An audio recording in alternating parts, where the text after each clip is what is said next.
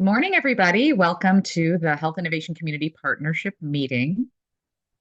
We're March. Here we are, March 1. We're so excited to spend this time together this morning to talk about some of the priorities for the East Side communities around the Los Angeles General Medical Center. So with that, we'll go ahead and get started. As we know, March is Women's History Month, so we're excited to kick off March with a really wonderful series of presentations by several of our partner organizations, and just want to acknowledge the importance of celebrating the contributions and the history of women and the leadership of women in both our county today and the history behind them.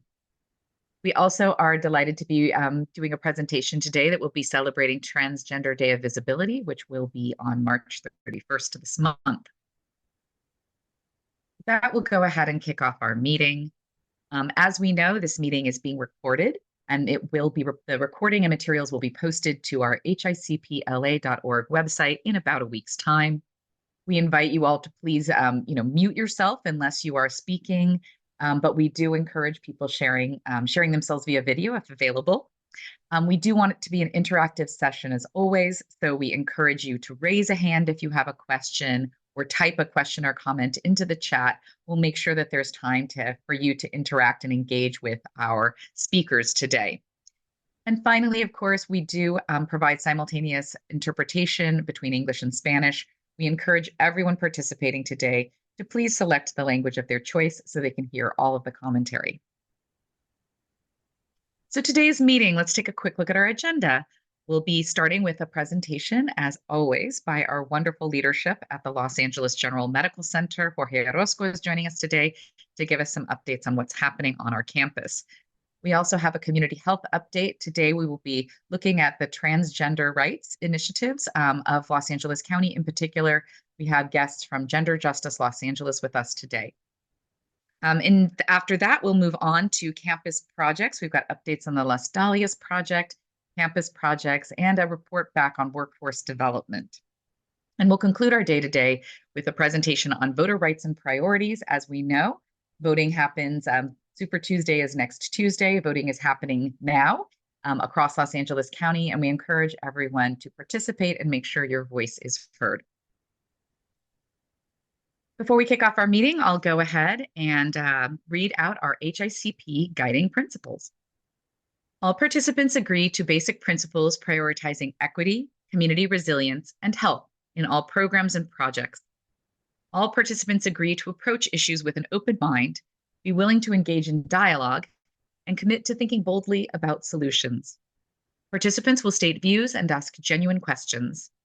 Participants will seek to avoid monologues and arguments, move to conversations where participants are curious, and seek to understand various points of view. Participants will explain reasoning and intent, share how we reach our conclusions so that others can understand our divergent reasoning. Participants will attack the problem and not the person, organization, or institution.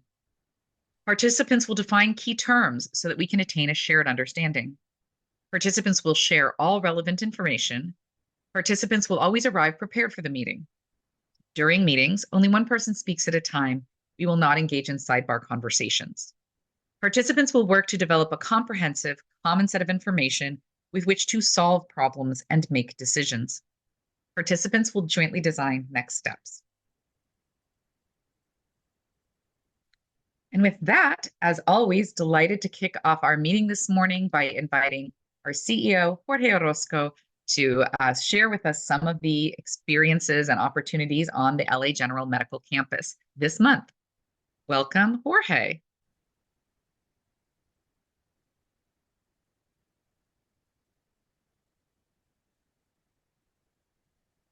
Jorge, are you with us?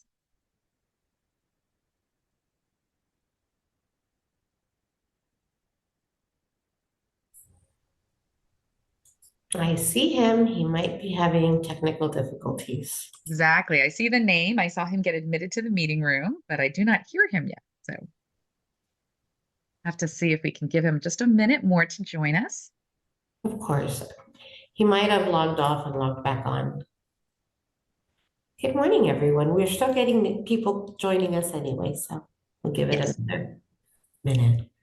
This is true. We are definitely still experiencing a rush of new people joining, which is always exciting. We're up to about 46 participants, so that's a wonderful number to kick off March.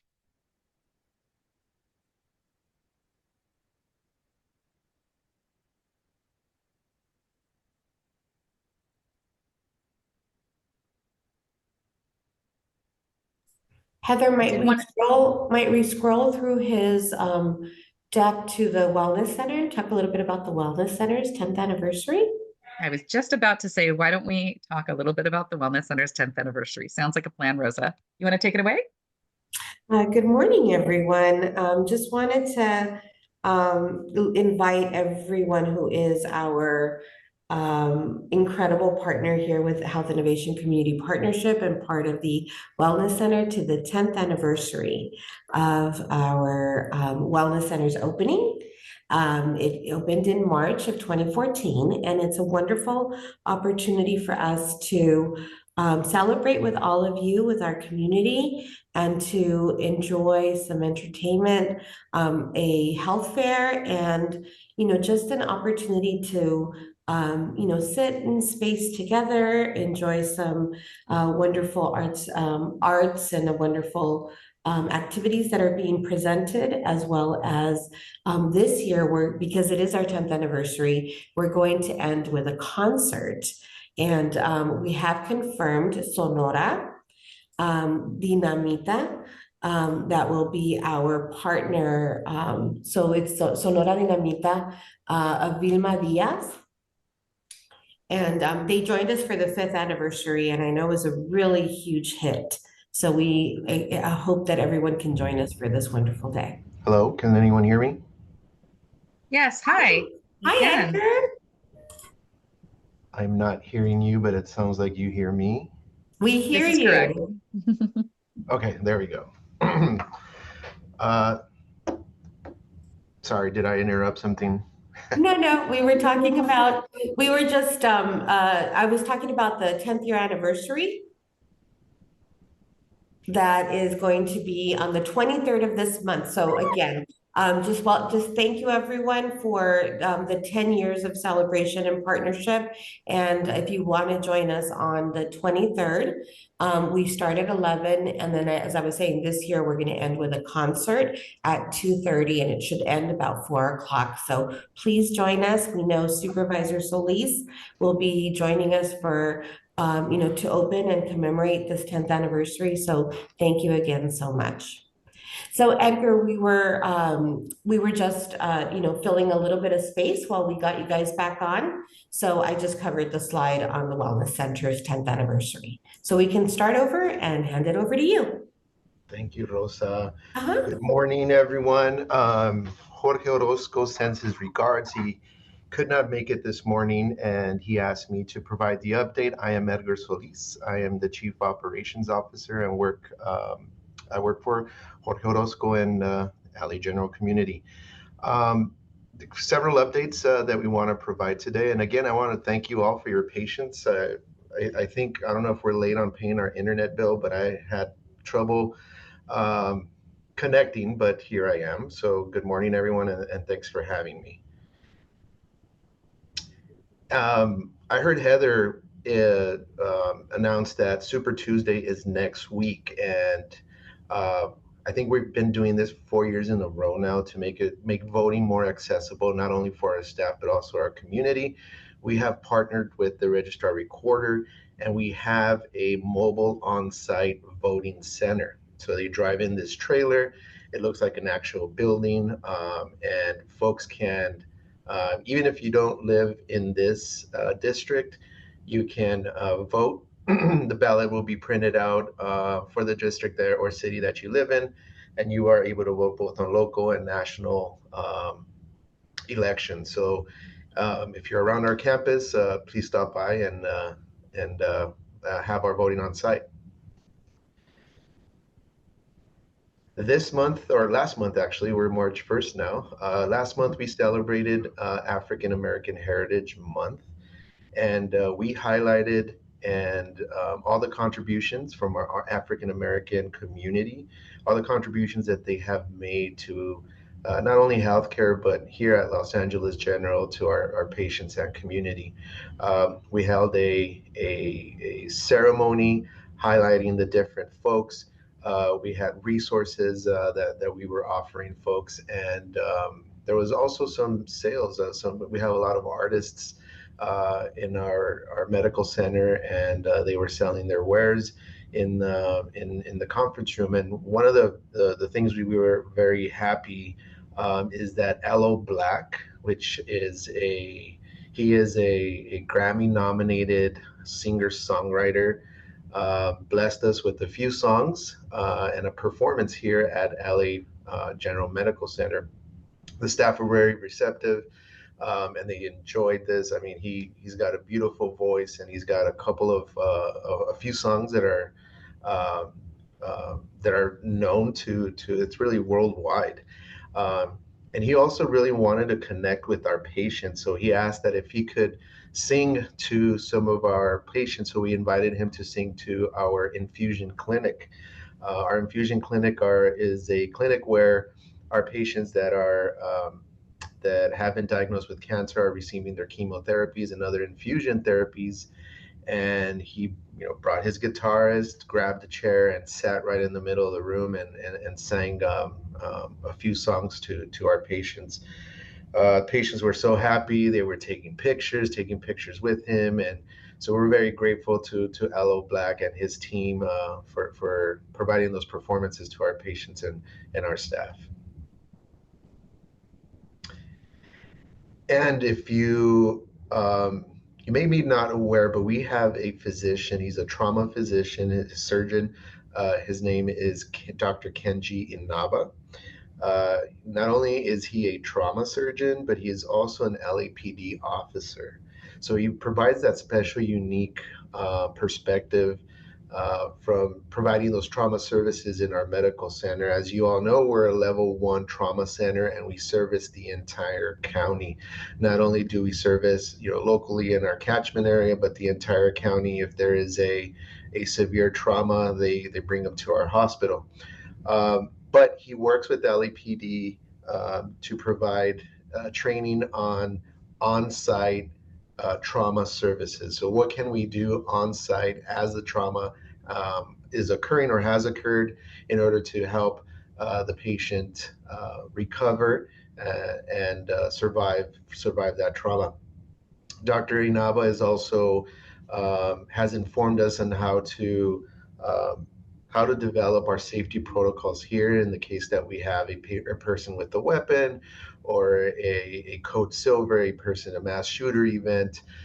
He helps us develop these protocols and to keep our patients and our staff safe. So very, very proud of the contributions that Dr. Kenji Inaba has made. And if you want to learn a little bit more, there's a link to a video that he was highlighted on CBS News, talking a little bit more of the training that he provides LAPD and our medical center staff.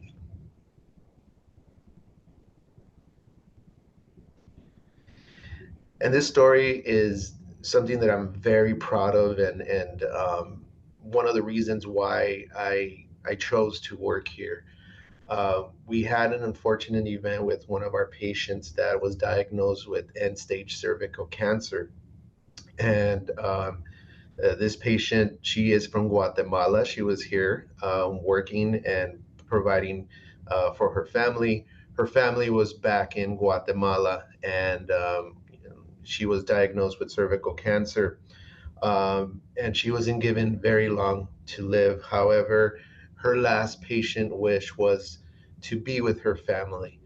And so what makes this medical center unique, and I've worked in other medical centers, is how we go above and beyond just the four walls of our hospital and really look at to provide the whole person care to our patients. And I want to shout out our social work team, our nursing team, the oncology team, digital media team, Angel Interfaith Community Cares, and our cancer navigation social workers, because they were able to provide this patient's last wish.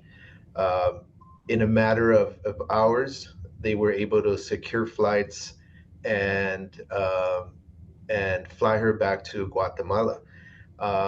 She had a care companion. One of our staff members actually flew with her, made the travel all the way to Guatemala, so that this patient can be with her family. And you see that beautiful picture here displayed where she's with her children and her family and sisters. So she's back to in Guatemala, and we were able to fulfill the patient's wish. And again, this is something that's very unique to the medical center and just a testament to the contributions and the dedication of our staff to fulfilling our patients' needs.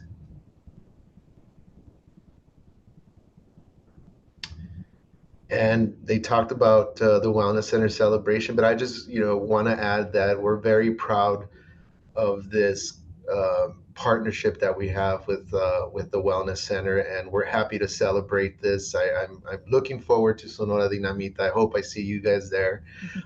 My camera didn't work today, but if you're there, I'll see you live and in person.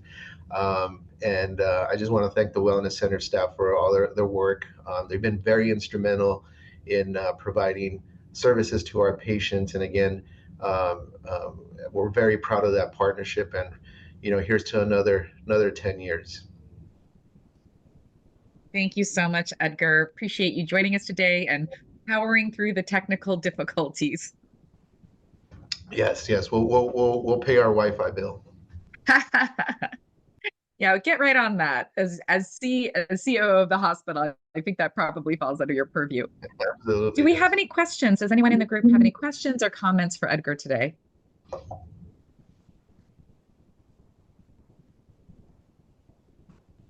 I just want to compliment the wonderful stories you shared with us, Edgar, about some of those things that don't always get top line attention. We hear a lot of statistics in the news and things like that, but these wonderful, smaller stories of the ways that the medical center goes above and beyond, the incredible staff that you have and how they bring their whole selves and their whole hearts to the work is really something we love to hear more about. Yes, absolutely. And, we want to highlight those because, again, this is what makes our medical center unique. You don't really see these stories in other medical centers. We have dedicated staff that are willing to make a 8-hour flight and accompany patients and go through that. And we really are proud of our staff and, giving us these ideas, hey, this can be done, and providing some happiness to our patients when they're going through a terrible diagnosis. And just quickly highlighting others, we've had graduations for a senior that was in our hospital. We've had weddings in our ICU.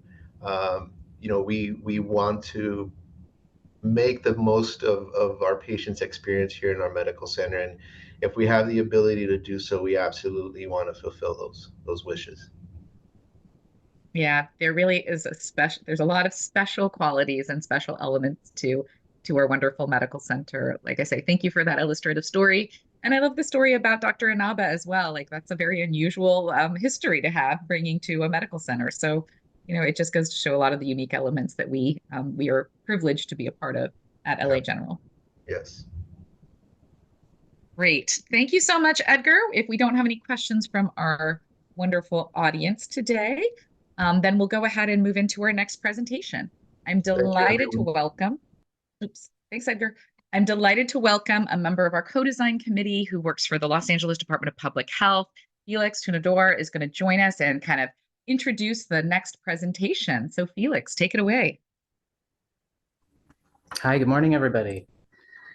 So thank you, Heather. I'm just gonna give a quick intro to the topic and the speakers, and then I'll let them take it away. But so I wanted to talk about Transgender Day of Visibility. So this is also called TDOV. You may hear that. It's an annual awareness day celebrated around the world, specifically on March 31st. So this month. So the day is really designed and dedicated to uplift accomplishments of trans and gender expansive people, really highlighting the work that's being done and that still needs to be done to achieve trans liberation. So just a little bit of background, TDOV started in 2010. Back in 2010, there was a large number of media stories really focusing mainly on the violence inflicted against the trans community. right? So kind of in opposition to that, this day is meant to instead celebrate trans and gender expansive people's rights to live authentically, but also drawing attention to the poverty, discrimination, and violence the community faces, while also acknowledging, even though it's called Transgender Day of Visibility, that not everybody has the safety or the desire to be visible, right? So trans, non-binary, and other gender expansive people are more visible than I think ever before, right? So there can be real consequences to this visibility. So as a trans person myself, I know that many of us welcome the increased visibility and representation. So this can be in the media, in the schools, in workplaces, communities, but a lot of people are also, fearing that living their truth can really threaten their very being. So I just want to take a moment to remember there was a youth, a 16-year-old in Oklahoma named Nex Benedict. This was a couple weeks ago. Nex and a friend were being harassed in the school bathroom for their appearances. And after a short altercation, the classmates jumped Nex and severely beat them. Nex's head hit the floor during the attack, and they actually passed away the next day following the injuries that were sustained. So Oklahoma, which is where Nex lived, has passed a lot of forceful and discriminatory laws that restrict trans and gender expansive people's rights to, for example, use the bathroom aligned with their gender identities, and restricting access to affirming healthcare for youth. So the question is, how do we survive but also thrive when we're routinely subjected to threats both from other people and the systems that we live in? So in last year, 2023, the total number of anti-trans bills that were introduced in US legislature was more than 3 times the previous record. And in just the first 2 months of 2024, 496 anti-trans bills have been introduced across the US. And that number is expected to break a record again and increase throughout the year. So it's important to remember and know that trans, non-binary, two-spirit, and other gender expansive people are not just the people that you see on TV in the context of these laws or in the context of violence, right? We're your colleagues and your neighbors, your friends, your family members. So Trans Day of Visibility is really a call to action for all of us, where we want to make sure that we're not just acknowledging, but uplifting people in the community who are doing the hard work to undo this discrimination, protect folks, and really make visible the changes that need to happen. So with that context, our community health update this month, we're really excited to welcome Gender Justice LA. This is a local organization, and they've been working on trans liberation and equity issues for more than 20 years. We have with us today Isaac Perez, Gender Justice LA's Executive Director and ACE Anaya Campaign Coordinator. So Isaac Amavisca Perez was born and raised in and around Tangvaland. They are Two-Spirit of Center and of Hopi and Pa'e'aekila Pueblo and people, and identify as Chicanx. So Isaac is a a trans non-binary organizer who is committed to remembering and honoring and reclaiming their roots. They have been facilitating and organizing locally in LA as well as nationally for the past 20 years. And over the years, they've been a water protector at Standing Rock, leading sustainable TGNC leadership development programs, creating health and healing and wellness initiatives, developing mutual aid support networks, curating workshops, and programming that is rooted in moving all of us towards TGI liberation in our lifetime. They believe that the power of intergenerational collective leadership, the importance of abolishing prisons, and addressing gender-based violence. So Isaac is the executive director of Gender Justice LA, and they will be telling us about that organization and what they do. And Isaac remains hopeful and committed to continuing the legacy that was created by their ancestors and transcestors. ACE is also with us. ACE is a first-generation queer non-binary Bolivian. They are an advocate in social justice and community organizing, and their proudest achievement is being an older sibling and starting a mutual aid abolitionist organization called the South Bay Abolitionist Collective. They are currently appointed as a workforce development commissioner for the city of Los Angeles. So I'm going to turn it over to Ace and Isaac. Thank you so much for being here. We're really excited to hear what the work you're doing. Thank you so much, Felix, for that and for that introduction of TDO and TDOV. I think it's really important. We are going to put a links as we're talking, but yeah, to take action. So I'll just start off by, yeah, I'm Isaac, and I'm the executive director at GGLA, and we have been around for over 23 years. And so a lot of people may not know that, but we've been here, and we've been one of the longest running social justice trans-led organizations, really moving the work in LA County. Next slide, please. So here's a little bit about our mission. So I'll go through our mission, our vision, so you get an idea of who we are.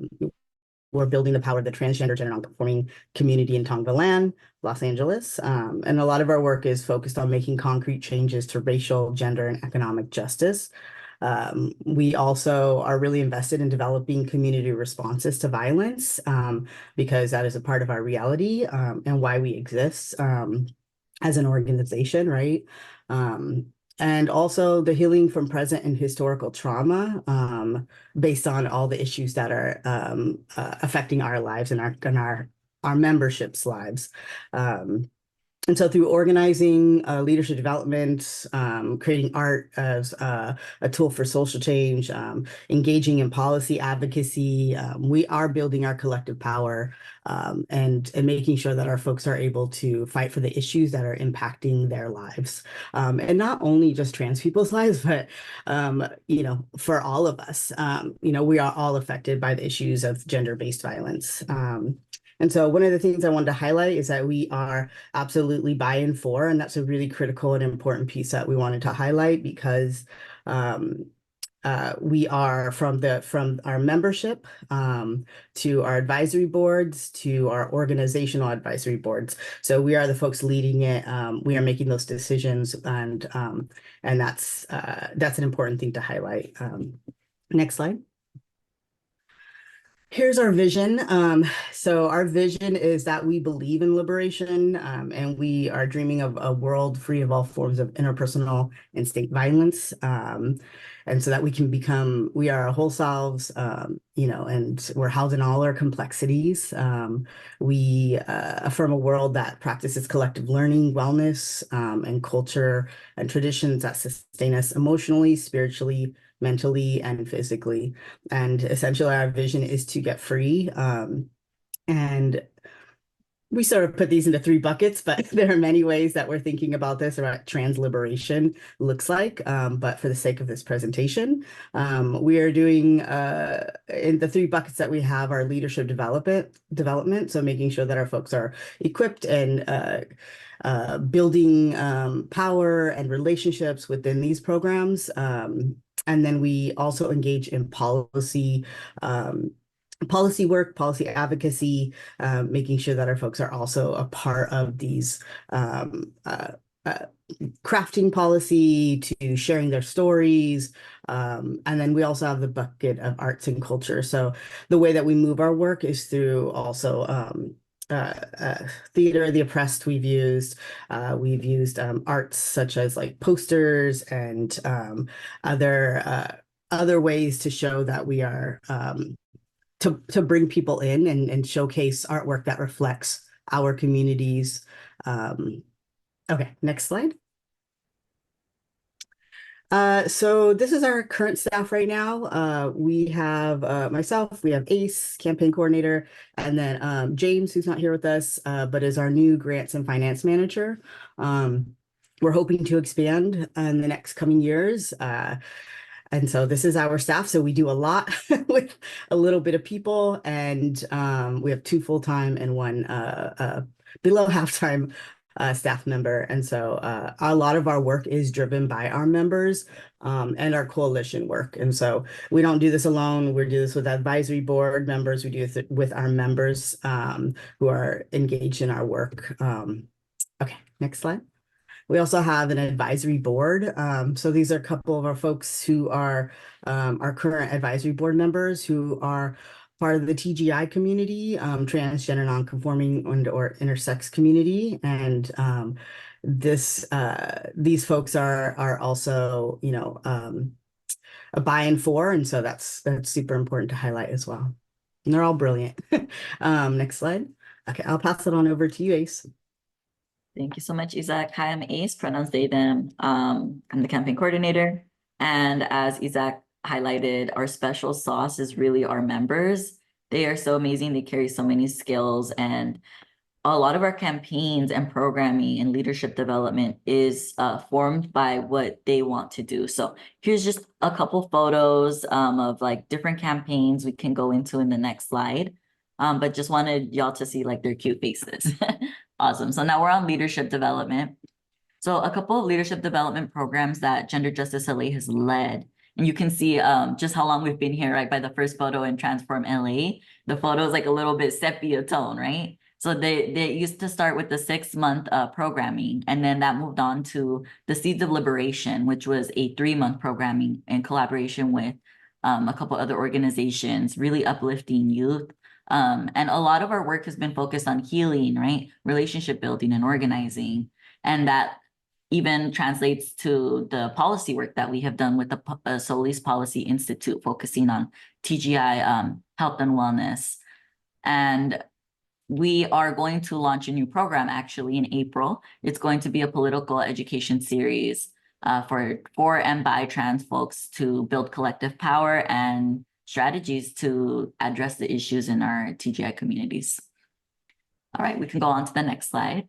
Here's a kind of a continuation of the policy work and campaigns that we have done in the past. A really big one is the California TGI Policy Alliance, where we passed the historic AB 2218, the Transgender Wellness and Equity Fund, which passed $13 million for TGI organizations, led organizations, not just organizations that do work for TGI folks, but organizations that are led by TGI folks, because we understand how important that is to understanding like key health disparity outcomes and actually accurately addressing the solutions, the possible solutions. Another campaign that we are going, we have been involved with for a long time has been Justice LA. Right now we are involved in kind of the rebranding of making sure that folks know that just because Men's Central LA, right, Men's Central Jail has men on it, that they know that there's actually gender nonconforming folks, and sometimes trans women inside or have been in that jail. Like we have trans ancestors that have stories of this, and we want folks to know why it's important to abolish jails and prisons, and why it is especially impactful to the criminalization of TGI folks. And a couple other campaigns that I can't speak to as much because I wasn't here for them, but Out for Mental Health, Out Against Big Tobacco, and Food for All are all like pockets of really impactful campaign work that impact our TGI communities regarding right big tobacco, regarding just the special needs and expansions of needs for TGI folks, and Food for All specifically about the California Food Assistance Program that and CalFresh as well. Those are very overlapping, right? Food insecurity is also another big issue our communities deal with. And the next slide is, how do we know all of this, right? Like we're informed by participatory research, and our research is very much based on our values of research justice, health justice, and collective care. One of the really like never before seen kind of like pockets of research has been on transmasculine health. And so the GJLA led a really great report that Isaac just shared in the chat. Thank you so much. So you can take a look at and kind of see a little bit more of like what came out of that research project. All right, now we'll go to the next slide. Thank you so much. All right, and for arts and culture, this is really a lot of guidance by our membership, right? A lot of our members are folks that we contract later to actually create some beautiful artwork that really stands its ground on our campaigns and values. You can see one of the posters right there in the middle. It says protect trans youth. I have another one here from talking about the Food for All campaign, right? It says food equity is health justice. And we're really uplifting not just, right, the campaigners, the folks that are interested in policy, but we're also really uplifting our cultural workers, artists, and healers in our spaces. For example, we host an event as well called TGI Fridays, and it's not Thank God It's Friday, it's transgender, gender expansive, and intersex. Fridays, Focus Fridays, where we provide free healing services for our members. And we do a lot of health work. In the next slide, I can actually kind of get into that. So we have been a resource center chock full of updates for our communities regarding COVID, MPOX outreach, and other things. We provide our members with free testing and masks, as well as updates by the County Department of Public Health. I think that's kind of a good summary of those really amazing things that we do. And we would love to show y'all this short video regarding our TGI Health and Wellness convening. And Isaac, if you wanted to share any words about this convening. Yeah, so this convening really was held over 2 days in our new center, and we'll talk about the center in a minute. But this center was a space where we held a 2-day convening for folks to come in, and they were paid. So we pay all of our for our folks to come to the programs that are maybe take a little bit longer, that more of a commitment, and so they're able to get together and think about what kind of center they want to see with GGLA, as we really value our membership's input. And so this was a snapshot by Graham, one of our videographers. Yeah, I'm sorry, I'm not sure if I have the video embedded. Would you have that available to play if I stop sharing so you can share the screen instead? I have it pulled up already. If I think Okay. you have to click the link. Is the link having issues? It's trying to connect to Dropbox. I can try that. Yeah, that's where we have That'll work. Yeah, Okay. hopefully. I'm like, oh, I haven't done that before. Okay, yeah, it looks good. There we go.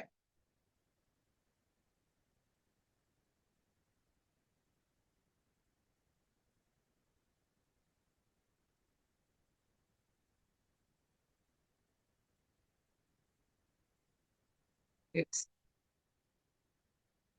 My gosh. Everyone here's Hold tight. Okay, let's try it one more time. person is just really caring for each other. Like, Can everyone see okay now? Coming through. Okay, good.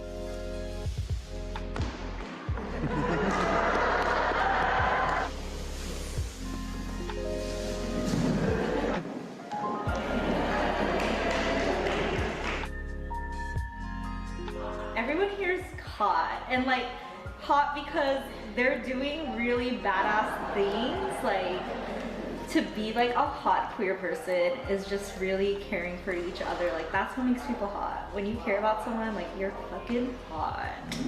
And like genuinely caring, like caring if someone ate today, taking back to like have a drink of water. Like, we grew up having to raise our hand if we need to go to the bathroom. Like, just go to the bathroom, go take care of yourself, and just giving each other that permission to just love yourself authentically and to love each other, I think is really a good reason on why you should support them.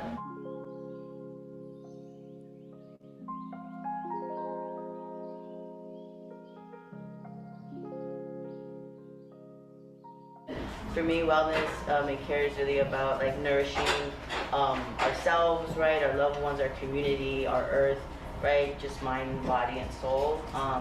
And beyond just like the basic things that we all need and deserve, but like what are the things we want? What are the things that bring us pleasure? What are the things that like our heart is called to? Wellness is like a word that kind of gives me anxiety. It just kind of like makes me feel weird sometimes because of how we see it out in the world. I never get to see people in this room when I see it in media. It feels really big and far away. I feel like organizing has been always like, it's really difficult work, it's really hard work being able to be out there. And I think we've seen, at least with the spaces that I've been organizing in, we've seen like it's really rough. Like it takes a toll on your body to be out there, to hear opposition, to really be in it. And I think we were seeing a lot of our people were getting burnt out. A lot of our people would come in and they'd just be like, I can't do this anymore. I was in a writing workshop led by some Black queer people, and they were like, imagine a world where all your needs are met. And I started crying. I was like, what? Like, what? That's not possible. And then sometimes I have the experience with my own writing where I write something and then I read it back and I was like, oh, that's really, wow, I didn't realize that was going to come out. And I wrote something and I said, need ain't guilt. And like, just repeated it for a while to myself. Can you say that again? Need ain't guilt.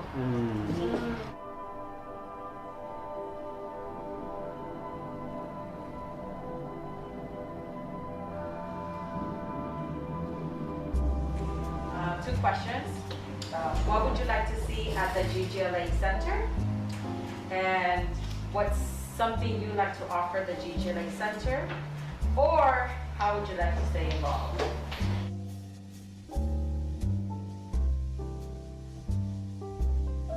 I agree with this one. Please bring back the theater of the oppressed.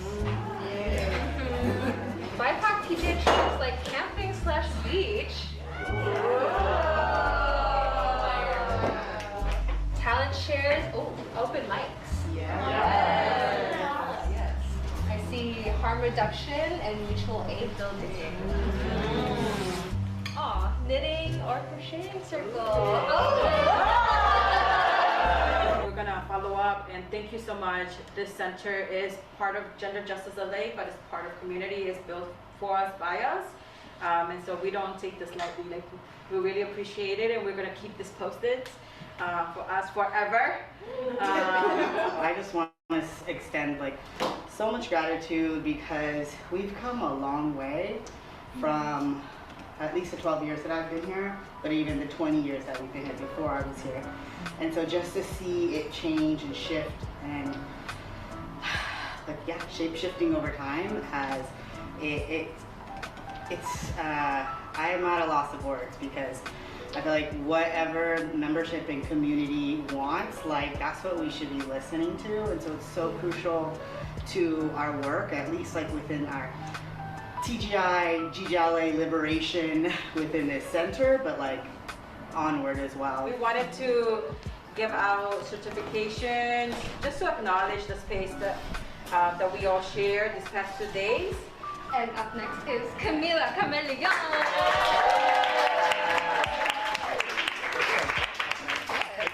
Thank you. And Isaac.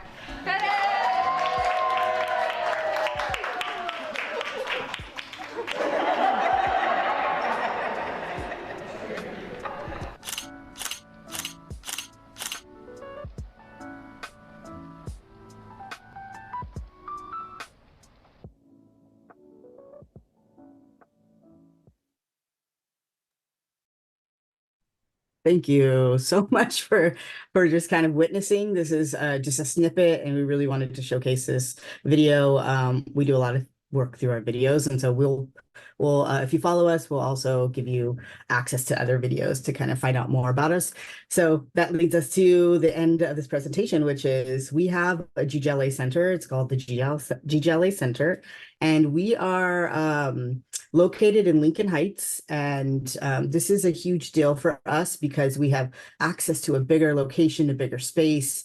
I mean, we were in a 10 by 10 before for many years. And so being in Lincoln Heights, which is the neighborhood where my family is from, and, you know, it feels good to be in that space and to have ample room. We're located on the second floor with multiple with two other organizations, APIT and Peter Performance Space. So we would love for folks to just come through and check us out. You know, we're doing a lot, and we welcome folks to come in and collaborations. We'll put a couple links on if you want to collaborate with us. We have a form you can fill out. But yeah, this is our center. We opened up last year in January, and we are growing. We're already outgrowing our center, which is a good thing, but also yeah, we know that there's a need for our folks to have a space like this, and for general community to engage and support the work that we're doing, and also, you know, think about ways that we can support each other for reciprocal relationships. Okay, and then with that, I think Ace, I don't know if you have any closing thoughts. But we'll drop the links, and thank you again. And we hope to have you all in our center soon. Thank you so much, Isaac and Ace. We really appreciate the beautiful storytelling of your history, your mission, your goals, and kind of where you live today in our spaces, which is so fantastic that you're right around the corner, and deeply embedded in the communities that we love to serve. Do we have any questions or comments that we want to share back with our colleagues from Gender Justice Los Angeles? Thank you so much for putting all the wonderful resources in the chat too. It really gives us an opportunity to dig a little deeper. Anyone want to add anything? Well, I just want to compliment, and there is some love in the chat as well, just thanking you for sharing and for your mission and the intentional work that you do. It's very, very exciting, particularly with the stories that the context setting that Felix was sharing at the start of the presentation about what a challenging time it is for the trans community across our country. And it's wonderful to see a flourishing blossom in the local area helmed by Gender Justice Los Angeles. So thank you all so much for the wonderful work you do. Felix, any closing thoughts as we wrap up this segment? Yeah, no, thank you so much for that presentation. It's really just super exciting to have you in this meeting. Again, because you are so local, because you are embedded in the community. I mean, over 20 years of work in LA is amazing, right? And so I think, you know, I just want you to, I'm just excited for people to actually hear the work you're doing in this space, because it is so relevant, both politically and locally. And we just really appreciate you being here. Thank you. Yes, thank you all so much for joining us today, and we look forward to future collaborations. It's so exciting, again, that you're right around the corner from us. So I'm sure that several of our member participants will be following up with you for future partnership and collaboration opportunities. That's echoed by Pam in the chat, so I'm sure we'll see more to come. With that, we're going to pivot into our next presentation of the day. We have several fantastic updates on some of our local projects in the area. We'll kick it off with a feedback report back from me on the quality of the project. We had Cynthia Mejia from National Core to tell us a little bit about the success of the housing lottery that was just done a couple months ago. And then we'll have a wonderful update from Stephanie Mercado, the local artist who's designing a beautiful mural for Valley's facility. On this presentation. Good morning, everyone, and thank you for having me. My name, again, Cynthia Mejia, Assistant Development Manager with National Core. Pleasure to be here. Next slide. So we'll talk about, we'll share an update on Las Dalias, which is a 78 unit affordable housing opportunity off the corner of 3rd Street and Dangler Avenue in unincorporated East Los Angeles. This development has been in the works rather, for the last 5 years. So we're really excited now to be towards the tail end of construction.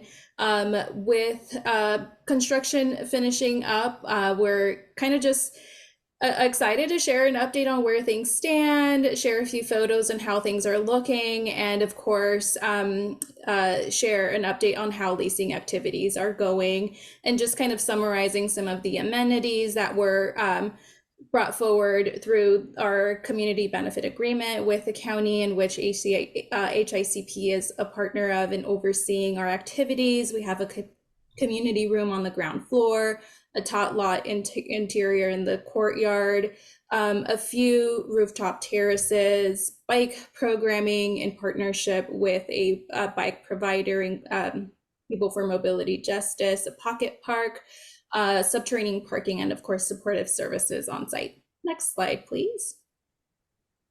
So again, we're completing construction now. The building is all, you know, finished, or just kind of adding the final touches in the units.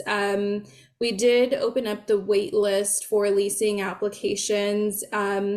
We started marketing several kind of months before with holding community meetings at the East LA Library in partnership with a few organizations. And so we kind of opened the wait list as soon as the new year started. It was initially supposed to be opening in December, but with the holidays, we intentionally kind of started that in January and then held a lottery 2 weeks later. There are 38 general affordable units and 39 permanent supportive housing units, which are being leased through the coordinated entry system. Currently, or rather, we received over 2,000 general affordable applications and did a really robust kind of local targeted marketing effort to try to make sure that local households that are in need of affordable housing know where to go, where to apply, when to apply, what materials are needed. And we partnered with organizations like the Wellness Center and the East LA Women's Center and Alma Family Services to provide technical assistance during that waitlist pre-application process. So from the lottery, we did, of course, gather a pool of applicants. Those are being reviewed as we speak. I believe we have 6 general affordable approvals and a few permanent supportive housing applications that are being reviewed. So that process is happening in real time. We're really excited to kind of go through that, and it really is kind of winning the lottery. It feels, you know, affordable housing in LA County is really hard to come by. So we're anticipating full C of O construction completion in early, hopefully sometime March, sooner than later, and move-ins shortly thereafter. And would love to welcome you all to our grand opening, which is currently being scheduled sometime in June. Next slide. So just want to show a few photos of how things are looking. Again, we're still kind of adding the final touches like landscaping and plants and all of those nice touches, but these are a few photos of the rooftop terraces. It is quite a dense building with just being a half-acre site, but we did want to incorporate some fresh air spaces for our residents to come and kind of sit back and maybe engage with other residents in activities or programming. So some of these spaces, you can see they have baby plants and they'll be growing through kind of the trellises areas. Next slide. And through our CBA, of course, and our committees and in partnership with organizations, which I think several of you participated in, thank you. We coordinated the design for a pocket park to be adjacent to the property. It was, I think, a really clever use of a space that was just a vacant strip of land. It's only 20 feet wide, so it's quite narrow, but I think it's going to provide a nice touch again for our residents and of course be open to the community. So just kind of some progress there. Next slide. I now want to turn it over to Stephanie Mercado, who is our muralist and artist for the mural that is now full and in full display facing 3rd Street. We went through a really robust process in just kind of setting an RFQ, the language, and really trying to make it as inclusive as possible, but also try to select an artist that was an emerging artist from East LA and kind of, you know, local context and knows the history, knows the dynamic of the community. And I feel like selecting Stephanie Mercado was the best that we did there. And she went through a really kind of creative and engaging process. I want to give her the space here to share a little bit about that and give her all the spotlight. So I think it looks great, but welcome, Stephanie. Thank you so much, Cynthia, for the kind words. And yes, thank you, Heather, for using the image as your background today. It was a nice touch. Thank you all, everyone who's attended for allowing me to have the space to talk about this project with you. It really has been a huge learning experience. And I'm very honored to be here and to have worked with National Corps and have met so many people from the community. And it's because of them and their participation that this mural is so special. I could have just included, my own personal experience, but it really just having so many people participate and submit their family photos has created a real tight sense of community and a lot of ownership and pride in this mural. Next slide, please. And so I just want to say that it was a almost 4-year project. Here's a timeline of what the process was like from when the project proposal was first submitted to National Corps in 2021. And the community engagement process started in 2021 and is somewhat still ongoing. The community engagement process for collecting images ended in 2022 because I had to finalize the design for the mural, but I'm still engaging people by encouraging them to participate in creating artworks. Then I can then add to the website for this project. And so you'll see here is my artistic journey from the project proposal to community engagement. Since this is my first mural project, I had to do mural testing. And so I did a practice mural in my backyard just to see how long it would take me. And I was able to complete the project in time, just knowing how much time I had to finalize the project. And so once I collected the portraits, I converted them into illustrations. I hand carved and printed some of the elements. I'd like to say that this is a combination of painting and printmaking and collage. And so you'll see that all of the elements that are included in the mural were originally carved and printed on paper and collaged together to create the design. So I started painting in 2023, and because I have a very small space, you'll see where it says 2023, I actually hung up the panels like a clothesline in my backyard, like I was doing laundry. It was the best way to get the panels to dry in a quick manner. And then after I primed and prepared them, I installed them in my studio space, one section at a time, in order to make sure that the panels align.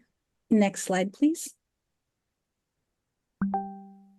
And so the community engagement process started in 2021, and we all remember 2021 was a very different time because we were still in lockdown during the pandemic. And in-person workshops were very difficult to schedule. There were many schools that were not open or were not allowing people to come in. And at that time, organizations were overwhelmed and they were not taking on additional programming. They were just trying to figure out how to get their programming online. And so I had to be very creative with engaging the community. And that included direct outreach, phone calls and emails, some in-person workshops. Because of the state that we were in, I took any workshop that I could get over the course of a year and a half. And occasionally I still do workshops now with the same coloring worksheets and to just generate more interest in the mural. I also created a lesson plan for teachers to download so they can bring these activities into their classroom. I designed a flyer and I had local businesses help me distribute the flyer to get the word out. I created a website and a social media campaign. The best way to get people involved is to give away giveaways. And so I was giving away coloring pencils and anything that I could to interest people to becoming, to participating in the project. Next slide, please. And so here's some community engagement metrics. Initially, within the first year, the high school workshops, I reached about 340 students. In-person attendance, there were about 95 people. I distributed 2,000 flyers, and I also participated in other events like artist talks and panels. The online metrics, I removed Facebook and X just because I didn't continue posting on them over the last year, but I created 130 individual posts for Instagram. Many of them were narrative artwork based, and to date, the website has about 4,800 all-time unique views. And you'll see on the left-hand side, these are images of some of the workshops that I had with some of the kids in Boyle Heights and East LA. Next slide, please. And so community feedback, that's been the best part of this project. Being there at installation is just engaging with the people, and these guys on the left loved it.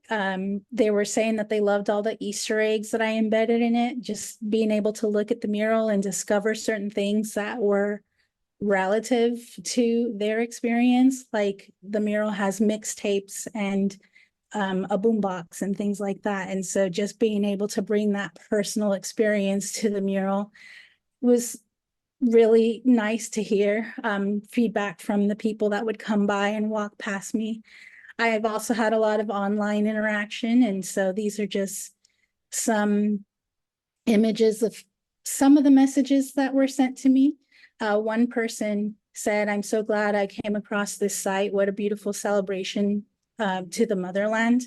And I realized that opening it up through online channels, many people that have moved away would seek to find information about East LA to remind them about home. And that I believe is a health and wellness practice that many people will search for things that they love. And many people found this account just from searching about East Los Angeles and the arts in East Los Angeles. Next slide, please. And so one of the things that I had in mind in developing this design was the current state of stress that we were all experiencing due to the pandemic. And I thought, how can I coerce people to take a moment to be reflective and meditate and be creative? And so I designed these coloring sheets where I prompted people to submit their family photos through the coloring sheets.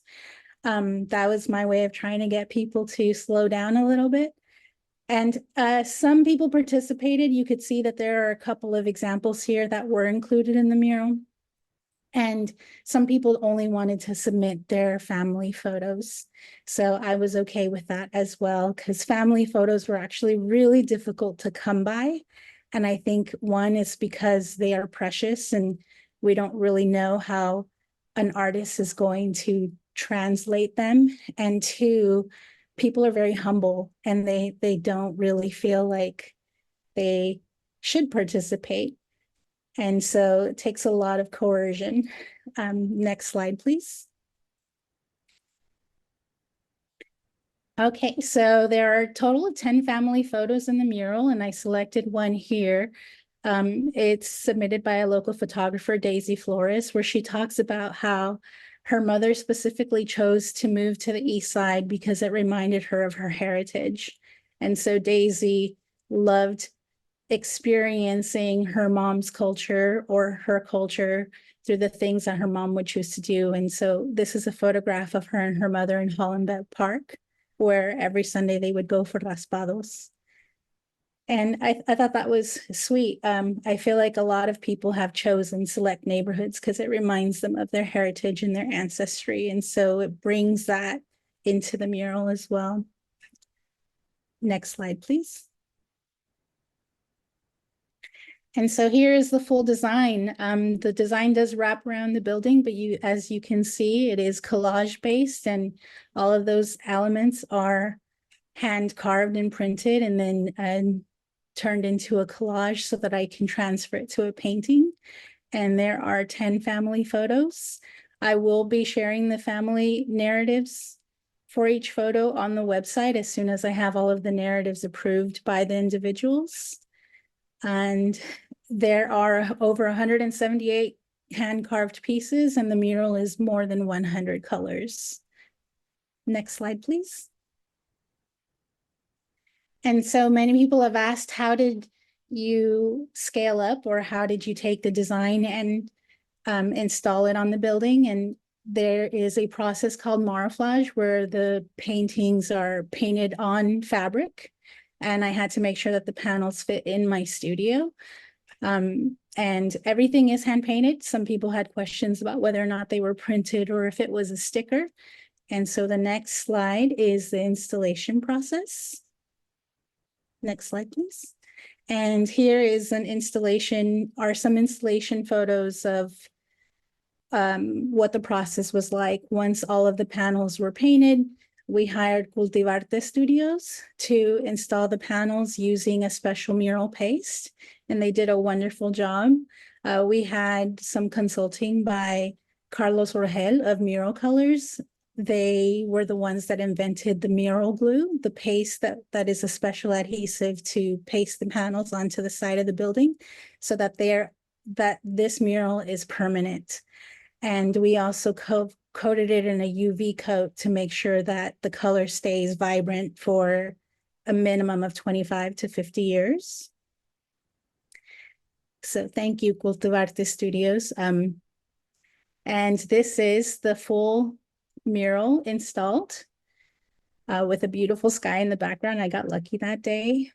And the next slide, please. And this is from the corner of the building. And so the left-hand side faces the courtyard, the inside of the building, and then the right-hand side faces 3rd Street.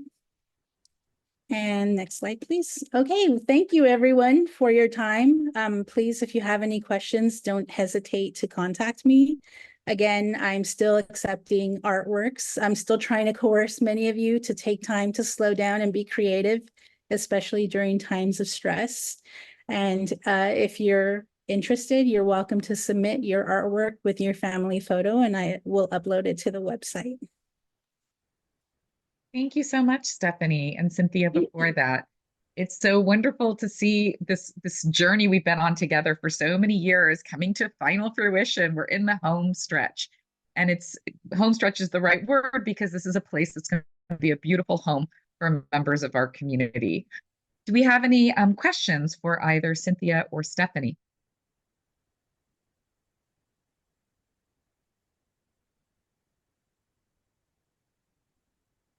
Any questions, any comments? I see a lot of notes in the chat just complimenting the beautiful artwork, Stephanie. And I think that really fantastic way of telling the story, those individual stories of all the different people and families that come together to build a community. And as Stephanie mentioned, I stole the first slide of the presentation to use as my backdrop for Zoom today to honor and recognize the incredible work and this fulfillment of the promise of the Las Dahlias project. Jeremy, would you like to ask your question?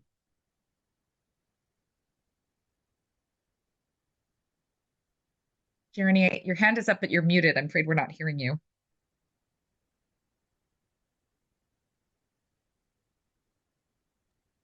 Okay, maybe Jeremy's having problems unmuting. Isidro, would you like to ask your question or make your comment? Yes, thank you. No, this is a wonderful presentation. So thank you. I had a question for Cynthia. Actually, I owe her an email, so I want to say it publicly. I'm gonna reach out and connect with her. But then two, I see that I think the grand opening is in the summer, and in the spring people are going to be moving in. But so my question is to connect with you on see if any potential job opportunities that might be available for the local community, and we can connect on that and maybe try to work on something. Yeah, absolutely. Let's connect. I'll send an email or whichever works. I believe we have identified a property manager for the site. There is still, I believe, the resident technician position. But yeah, let's connect. I did hear from our local hiring process that one of the construction workers from the area was hired by National Corps as a resident technician manager for one of our other properties. So just really exciting stories, and kind of have been really privileged to just be a part of the process and work with you all to make this a reality. Thank you so much, Cynthia and Isidro. Jeremy, would you like to ask your question?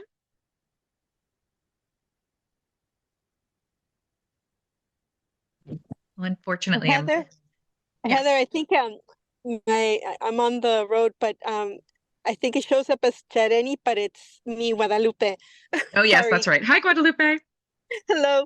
No, I just want to thank, Cynthia and Stephanie, and there's been so much community engagement with this project, and we're really excited to see that it's almost very close to being done. And we're going to definitely invite you all to the ribbon cutting. It'll be wonderful to see everyone. And again, thank you very much to everyone. Thank you so much, everyone. And thank you for joining us today, Cynthia and Stephanie. We look forward to those next steps and, of course, the grand opening that lies ahead. With that, we'll pivot to our next presentation. I invite Alicia Ramos and Isidro Villanueva to share with us a little quick update on the campus projects, excuse me, and workforce development, a report back on our workforce development opportunities on the campus. Great. Welcome, Thank Alicia. You so much, Heather. Yeah, thank you so much, Heather. So we're just starting real quick. I know some of this is going to be redundant for some of you folks, so I just want to say thank you so much for your patience. But just want to start with kind of highlighting where our focus is on projects. And again, my name is Alicia Ramos. I'm with Department of Public Works. And we are the folks who are managing projects on the campus that are actively going on at the corner of Zonal and Mission. So what you see up on your screen is in the red circle, it's the RCV Phase 1. RCV is Restorative Care Village, which we completed some time ago. It's up and operational. But across from that in the blue square is the site of the former Women's and Children's Hospital, which we demolished. And are now making way for Restorative Care Village phases 4 and 5.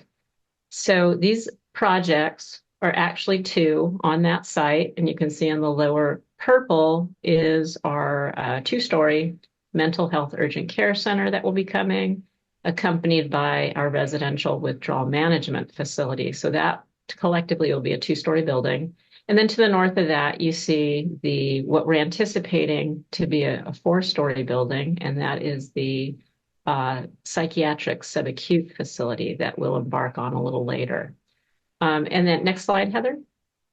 So just to give you a heads up on where those projects stand, we awarded the contract for Phase 4 late last year. So we have started on the design component. This is a design build delivery. So we have our successful proposer, which happens to be PanCal Builders. They're involved with the final design documents right now. And we expect to start seeing some motion on the site sometime this summer. We'll start the construction activities. Phase 5, which is the larger building, we are still out on solicitation. So we are actively working with design builders right now to do proposals on the project. And then we'll come back to you to give you updates on that. So that's just a heads up on the projects that are going on and where we're predominantly focusing right now. But our intent today was to spend a little bit more time based on some past requests to talk about the jobs component of the projects and hopefully answer some questions about at least 2 of the components that we deal with relative to jobs. So I'm going to focus on what we call local targeted worker hire. And then later, I'm going to talk about what we refer to as a community workforce agreement, or a CWA. Both of these are included in the current work for Phase 4 and will be included in the work for Phase 5. But we want to give some explanation as to what does that mean? What does it mean to the local community? What does it mean to the project? So let's go ahead and spend some time on local targeted worker hiring. What does that mean? So starting off first with recognizing that local targeted worker hiring is a policy adopted by the board policy 5.270. And that can be found online, or you can reach out to me if you'd like a copy of it. But what that does is it sets the requirements for the county-wide application of these criteria on projects.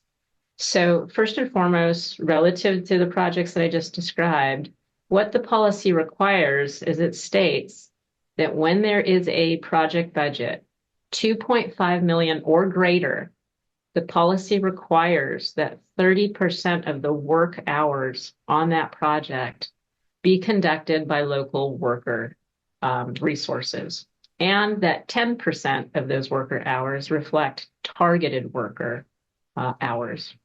So let's talk about, what does it mean? What is defined as a local worker? What's defined as a targeted worker? A local worker can be one of two tiers. So we define them as tiers. The first tier is the most, I think, intuitive, which is a local worker is a county resident whose primary residence is within a qualifying zip code within 5 miles of the project site. So wherever that project is, we put out a diameter of 5 miles and we say, if you're a resident within this area, and be it's LA County, then you qualify as a local worker. You qualify to meet that criteria.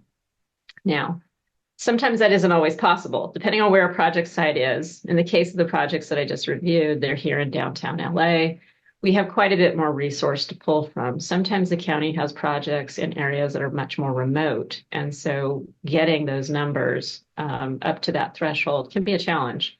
So we have tier 2. Tier 2 then says, if you can't meet them all with tier 1, tier 2 is defined as county residents in qualifying zip codes. And here's where the detail comes in. The thing about these qualifying zip codes, they have to meet the criteria that I've got in the following bullet, which is a qualifying zip code is defined, and I'll go slowly here, and we're open for questions because I think this can get a little technical.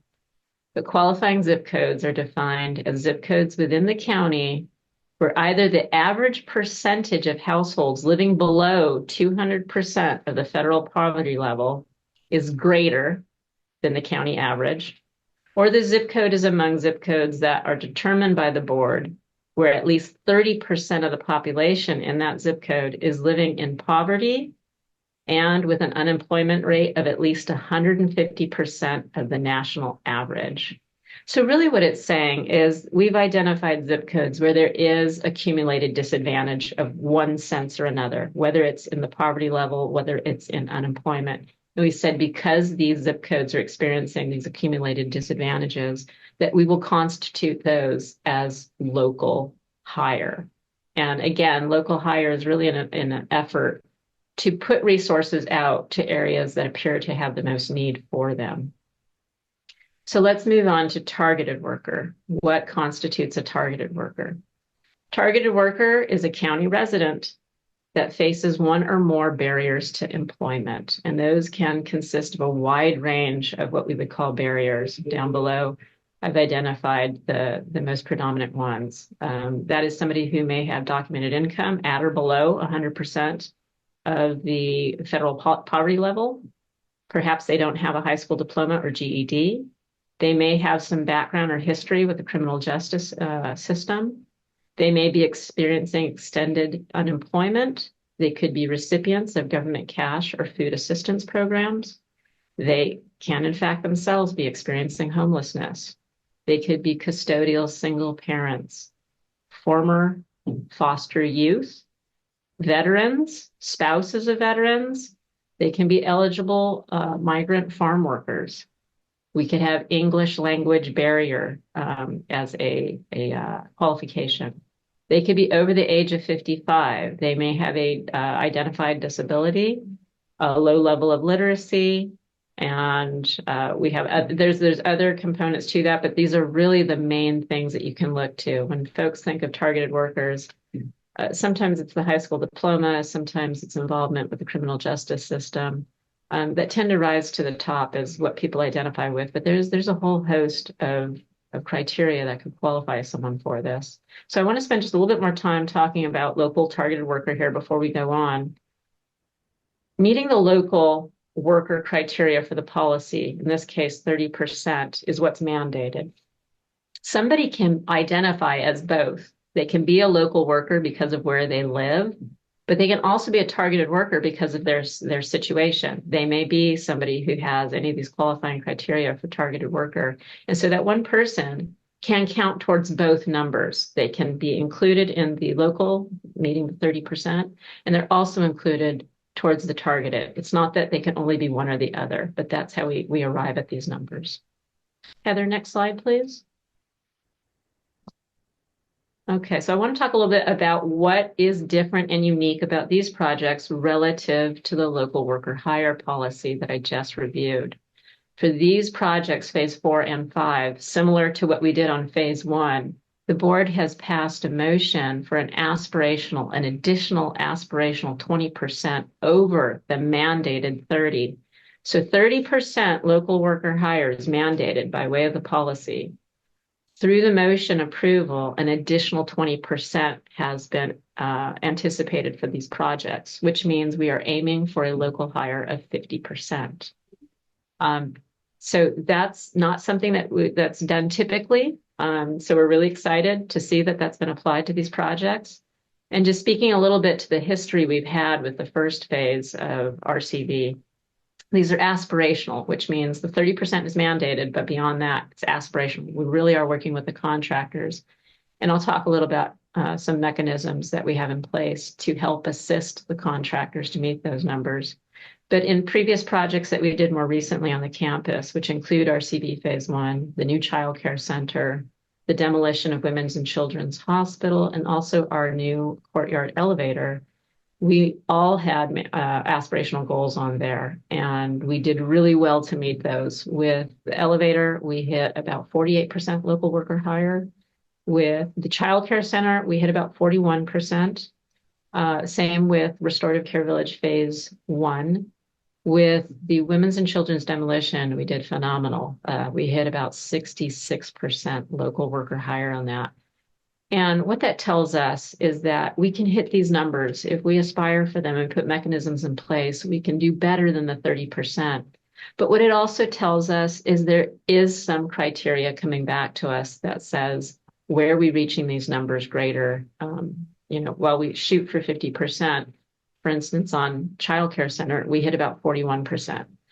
But on Women's and Children's demolition, we hit about 66%.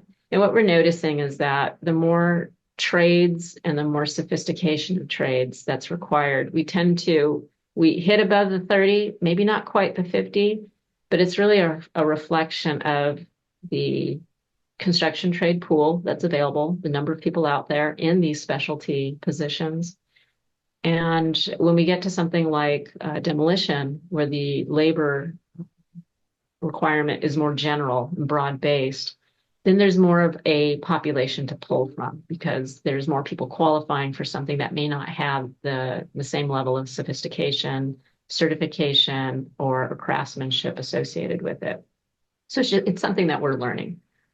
So I want to go into the second bullet on this slide, which is California construction labor hours. Want to do our best to walk you through understanding what these terms mean. When we talk about meeting a 50% aspirational local worker hire, that doesn't necessarily translate into half of the people on the construction team are local.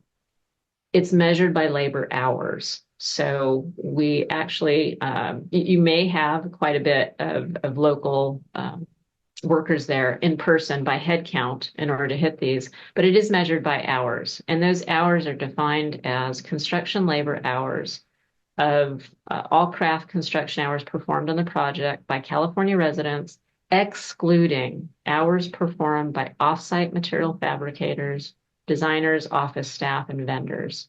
So when we talk about a construction project, there's a lot that goes into it beyond just the labor on site. There's a lot of folks off site that are doing things, whether they're creating products, materials, things that are shipping.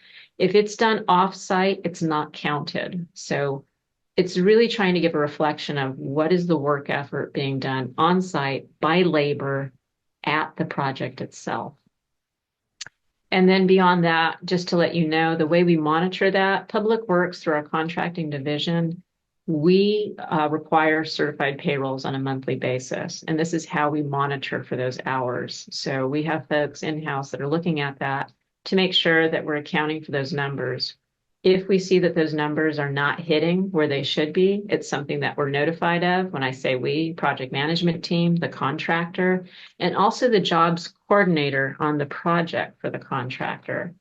So with particular projects of a certain magnitude and greater, Public Works requires in their contract that the contractor have a specified individual that is their jobs coordinator.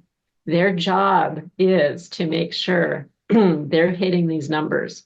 They're reaching out to the local resources to hit these numbers as best they can. If they're experiencing any kind of barriers to that or any kind of resistance to it, then we have additional resources to help them get them into contact with the local area unions that we know. Keep in mind, a lot of these jobs coordinators, they live in this world. They know the union coordinators, contacts, what have you. But we collectively come together to see what can be done to push us over this hurdle. How can we get to those numbers while we actively have some impact in making those numbers hit where we would like them to? Okay, next slide, Heather. All right, so now I want to go into something called a community workforce agreement. And this is relatively new to the county. We've had a few projects in the past that have specifically been targeted for these CWAs, is what we call them. But really, as of last summer, June 2023, the county established a county-wide community workforce agreement. And so that gets applied, again, according to certain criteria. So let's talk about first what a community-wide workforce agreement is. It's a pre-hire collective bargaining agreement that establishes the terms and conditions of employment for qualifying construction projects. So what does that mean? It's an agreement that basically says, look, construction labor resources will have to be from a particular resource. In this case, unions provide a lot of that labor. And so we have this with the Los Angeles Orange County work trades. But it also has conditions that we've agreed to so we can avoid things like stoppage of labor. If there's some sort of a conflict on a project, there are criteria that we follow so that we can mutually work out whatever that disagreement may be. And the goal and the aim is to keep the project going so that we don't experience any loss of time and we can succeed in meeting our goals. But what it also does, it says, look, if you folks are looking for labor, if you're not able to meet a particular trade need on the project, you are routed through these agreements so that you're going to these specific labor resources, and they in turn are looking to local hire to make sure that we can staff the projects as needed to get them done. These CWAs are applied to projects with a construction value of $5 million and greater. So it just gives you some idea. It doesn't go to every project, but if the project is $5 million or greater in construction value, then it will have a CWA applied to it. Okay, so that covers CWA. Next slide, Heather.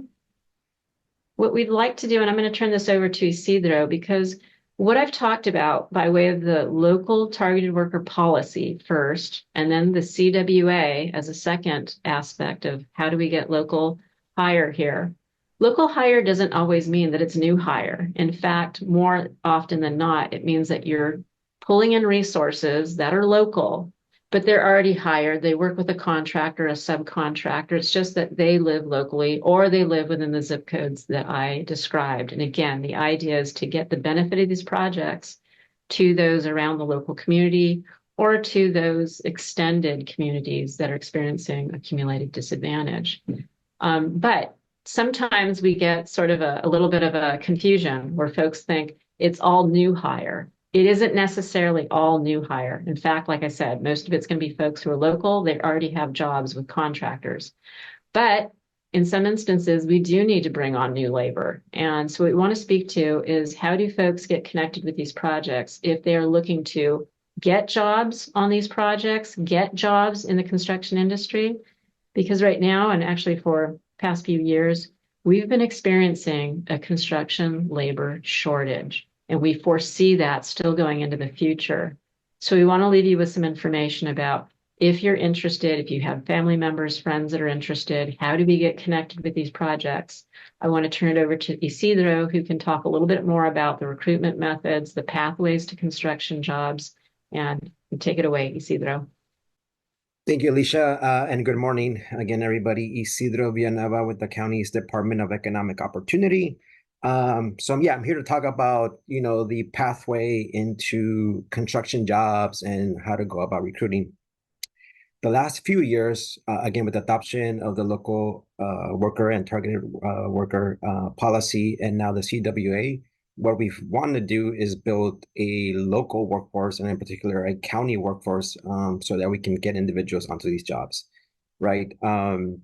And so, but also the other side of the coin is that, like Alicia mentioned, it doesn't mean that all of these jobs are going to be new. But if we are building a workforce, the other side of the coin is that also on these projects, what we want to do is get the projects or funding out to also to local businesses or local contractors, right? So that's why you see that not a lot of the jobs are new, because then if we're hiring or contracting with local businesses, that means hopefully most likely they have a local workforce, right? But we still need to build a local workforce. And in particular, the county's CWA, it calls for partnering with the multi-craft core curriculum, or what they call MC3 training providers. So the last few years, we've been working with and partnering with the LEOC Building and Trades, and in particular the Apprenticeship Readiness Fund, who oversees all the MC3 training providers in LA or in the county, in the region. So if anybody's interested of learning how do I become a construction worker, how do I go into construction jobs, and how do I land on one of these projects, you want to participate and go through, one of the MC3 training programs. The CWA, and again, in particular, Article 19 also calls for the county's partnership with the county's America Job Centers. So our department oversees the county's America Job Centers of California.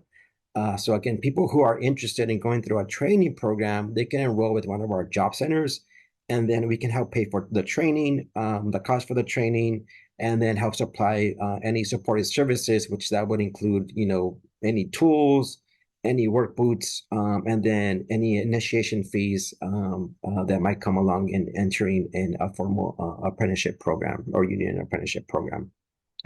But like Alicia mentioned, right, there's two different tiers of how people can qualify as a local or targeted worker, or in particular a local worker. But once you qualify, let's say as a tier 1, which is within the 5-mile radius, there aren't always going to be projects within 5 miles that you'll qualify as a tier 1. But that's okay, because once you qualify as a tier 1, you'll qualify as a tier 2. And what we want is to make sure that county residents are working on these county projects. Again, obviously, we want to prioritize individuals from that local area, the 5-mile radius, and in some cases within a 2-mile radius. But what we also want to do, though, is just make sure that all of our county projects, that at least county individuals who have been trained are working on these projects. And so once if you qualify as a tier 1, you always qualify, well, most likely always qualifies as a tier 2. So what we're trying to do is, again, build a county local workforce so that any of our county projects are filled with county workers. So again, I put in the slide here, there's a link to the Apprenticeship Readiness Fund. We'll give you information of all the training programs that are available for MC3, and then also all the locations for our America's Job Centers of California. Great. So, thank you, Isidro. And then I think, Heather, if you advance to the next slide, we just anticipated if there's any questions, both Isidro and I are here, and I've actually got a couple of my counterparts from our contracts division that can answer any specific questions about the CWA or the local worker hire policy. Thank you so much, Alicia and Isidro. Do we have any questions for Alicia and Isidro and Alicia's colleagues about the new projects coming online, the workforce development opportunities that exist, and those aspirational goals for local and targeted worker hire? Any questions or comments for Alicia and Isidro? You seem to have a quiet audience today. That's okay. We'll be back for continuous updates. So if we have questions, that's right. We're happy to refield those again, Heather. Okay. Well, if we don't have any additional comments or questions, we can move on to our final presentation for the day. I want to give another little minute. Really quick, I'm going to put in the chat here some flyers, some recruitment flyers that are going on. There is some job opportunities that are taking place with the Department of Health Services for individuals who are interested in becoming certified nursing attendants. Some of these individuals will land working at the LA General Medical Center. So, and then there's some other additional job opportunities of working with the county and other county departments. So I'll put those in the chat and then I'll email those to you so that you can also share those later. So. Great. Thank you so much. I appreciate it. All right. Thank you, Heather. And poor Pam is struggling with some technology challenges. It feels like it might be a technology challenging day, which is a nice way for me to tee up the fact that we are delighted to be announcing that we will be hosting our April meeting in a hybrid model. So there is an in-person opportunity at LA General, as well as the virtual option will be available to participate via Zoom. So for those of us who are struggling with technology today, we look forward to inviting you to join us in person at the Medical Center on April 5th, which will be our next HICP meeting. With that, we will thank the presenters that we've heard from so far, and we're going to move into the final presentation today. I'm delighted to welcome colleagues from Inner City Struggle. David Gutierrez is going to talk us through some of what's going on and how to prepare and participate in next week's Super Tuesday election, and just learn a little bit more about what's on the ballot, how to participate, and some of the initiatives and issues that have been identified as particularly important and meaningful to residents of CD 14 in Los Angeles City. So with that, David, welcome. Thank you so much, Heather. So yeah, hello everybody. My name is David Gutierrez. I'm the Civic Engagement Coordinator at Inner City Struggle. And at the moment, we're really like ramping up our efforts because it's going to be election day, March 5th, which is this coming Tuesday. And so I'm going to be sharing some of the work that we've been doing for the last couple of months leading up to the election to ensuring that our communities have the information so they can be prepared to vote, and also sharing some of the work we've been doing with our community to hear about like what's important to them regarding elections and what they want to see in our community. Yeah, so we could go to the next slide. Yeah, so some of the talking points that I'm going to be sharing in this presentation with you all are one, the Voter Bill of Rights, kind of sharing some of the rights that voters have. And then two, education and opportunities. So some of the work we've been doing at Inner City Struggle, how we're educating community, and some of the opportunities that we see in this primary election. And then three, what's going to be on the ballot. So y'all will be able to see what's going to be on the ballot that you have like already received. Maybe if you don't understand it too well, or if you haven't really gotten a chance to look at your ballot, we'll go over what you can anticipate seeing on the ballot. And lastly, we're going to go into We Are CD14.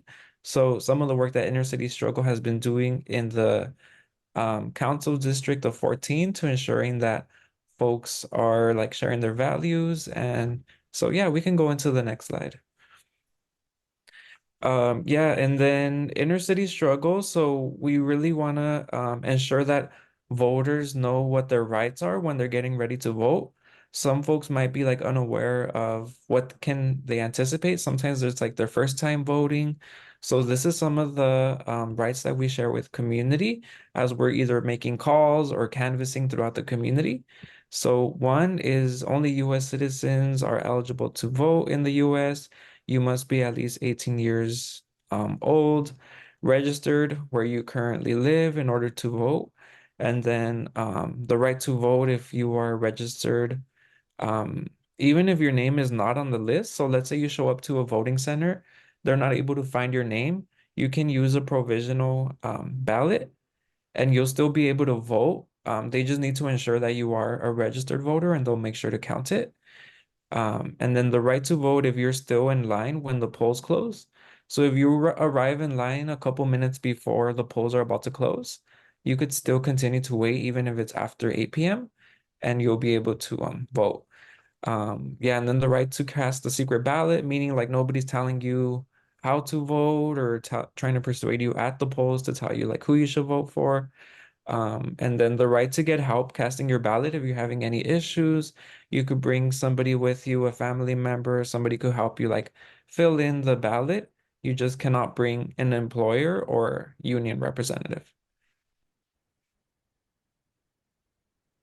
And then some continued knowing your rights is you have the right to drop off your completed vote by ballot at any polling place, the right to get an election material in the language that you prefer other than English, and then the right to report any illegal or fraudulent election activity.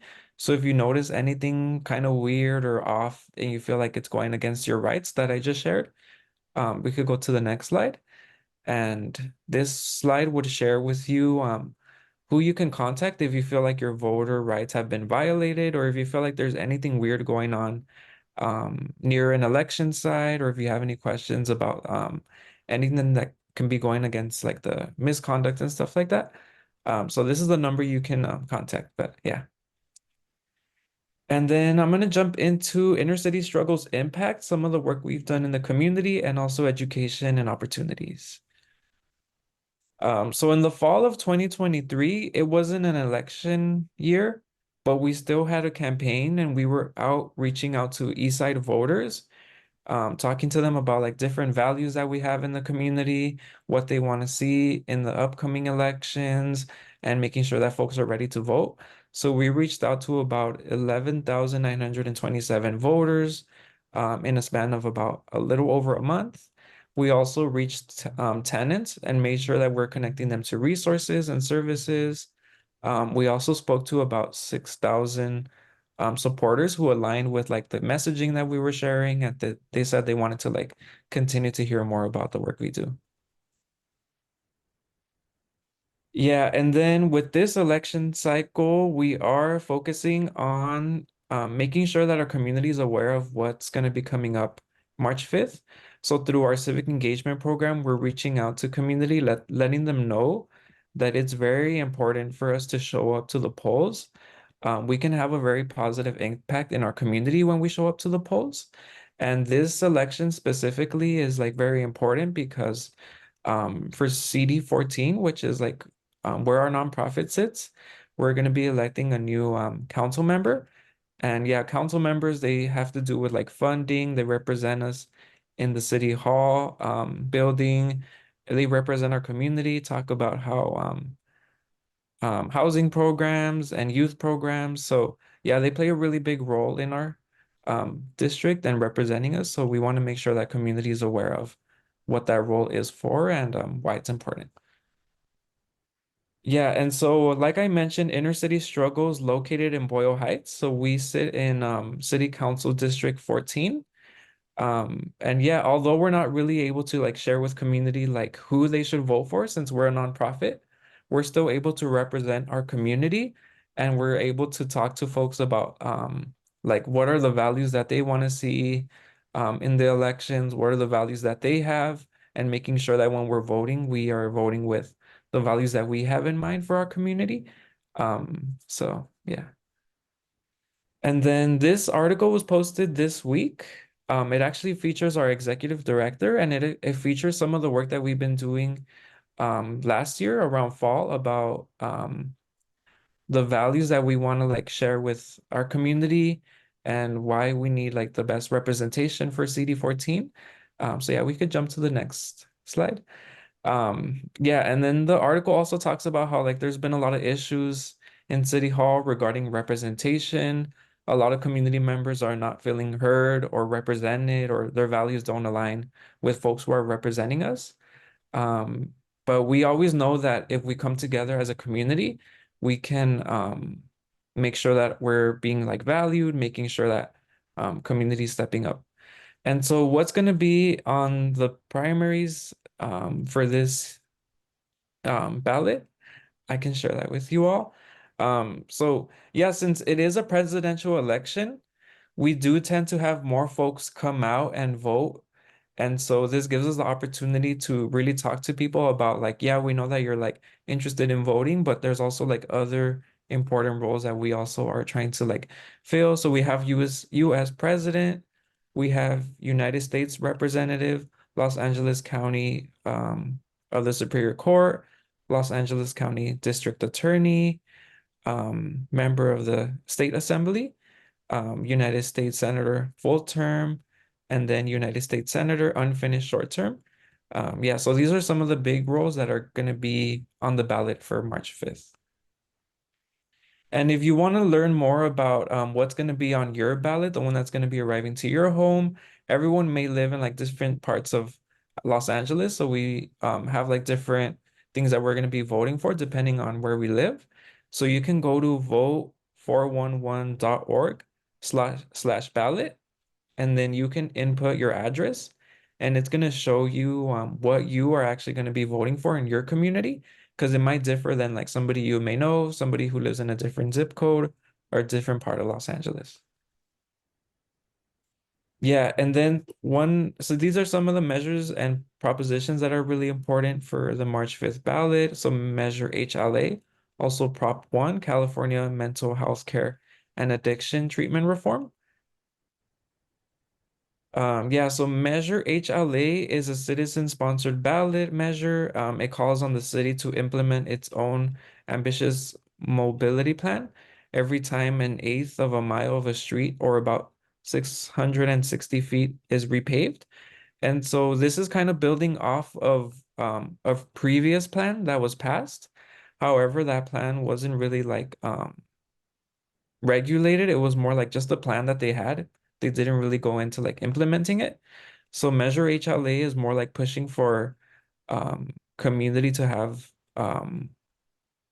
more projects completed for community to have like street safety. Yeah. And then Proposition 1, mental health care and addiction treatment reform. This measure would fund 6.4 billion bond to drastically expand the state's mental health and substance abuse treatment infrastructure. A majority of the money, 4.4 billion, would be used to build 10,000 in patient and residential treatment beds across the state. Yeah, so this is based off of like wanting to support folks who are going through like mental health issues and trying to find like that treatment for them. So that's what Prop 1 is trying to do.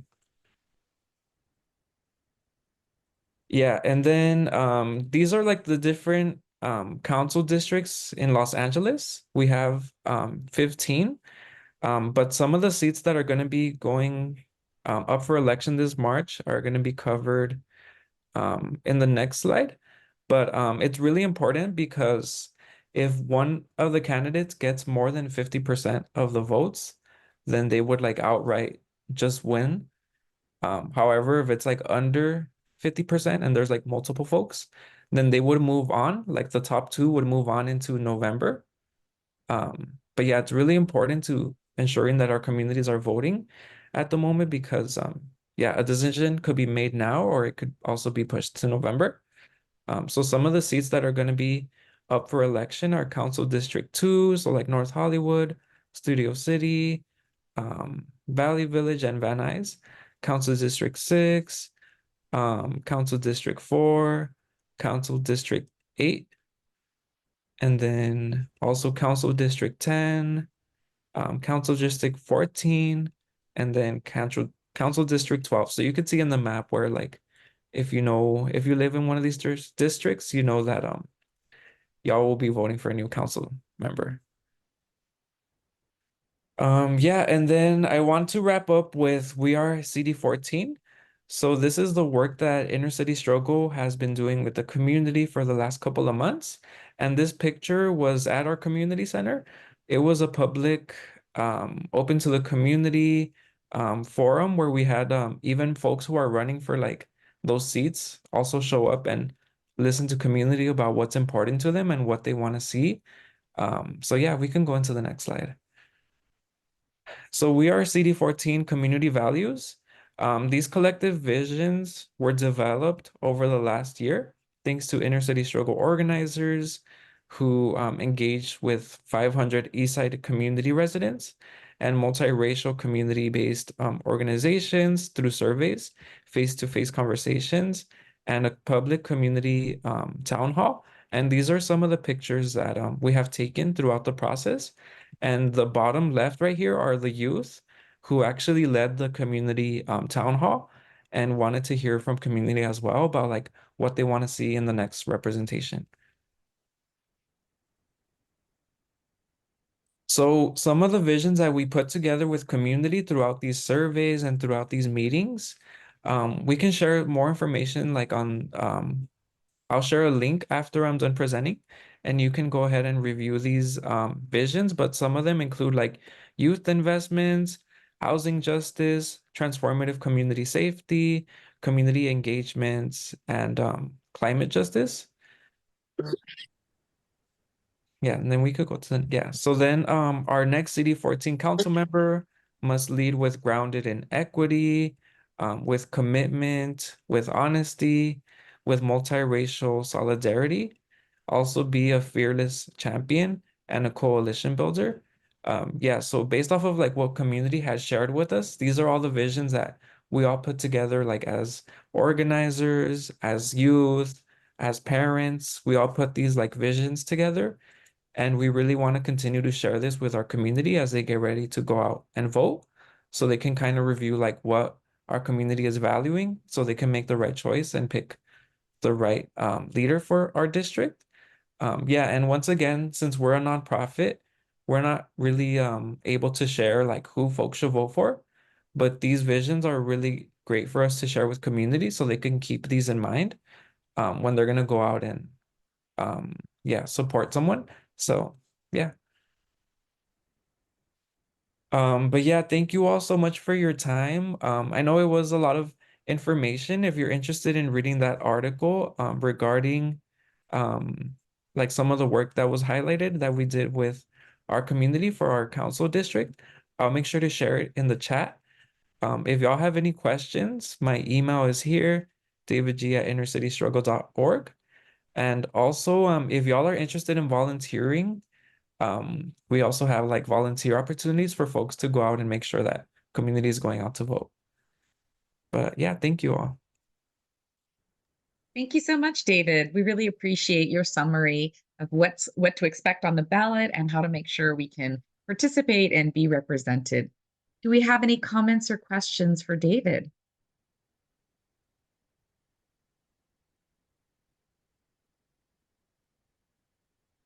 We have a compliment to you in the chat, David, to you and to your colleagues at Inner City Struggle. Any other comments, questions, thoughts about voting next week or about any of the presentations you heard today?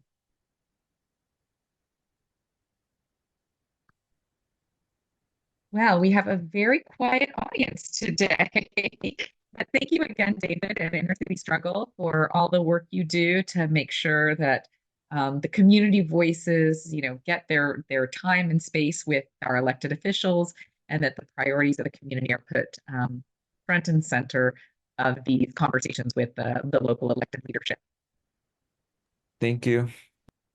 All right, everyone. Well, we have a little bit of time left on our agenda today. So I'd love to invite any of our partners to make any announcements. You can do that orally, or you can throw information in the chat for everyone to benefit from. I'll make again an end of session plug for our 10th year anniversary for the Wellness Center, celebrating 10 years of the Wellness Center being located at the Historic General Hospital and providing free services to our community, patients at the medical center. We certainly hope you'll be able to join us on Saturday, March 23rd for health care, for resources, for activities, for family-friendly fun, and of course, a wonderful concert piece featuring La Senora Dinamita and Vilma Diaz. So looking forward to seeing you all there. And if there's no other comments or questions or announcements, we can go ahead and wrap a few minutes early. How surprising for us. All right, I think with that, we'll go ahead and conclude today's HICP meeting. As I mentioned earlier, we are excited to be hosting our first in-person meeting in several years. That will be on Friday, April 5th. That's our upcoming meeting.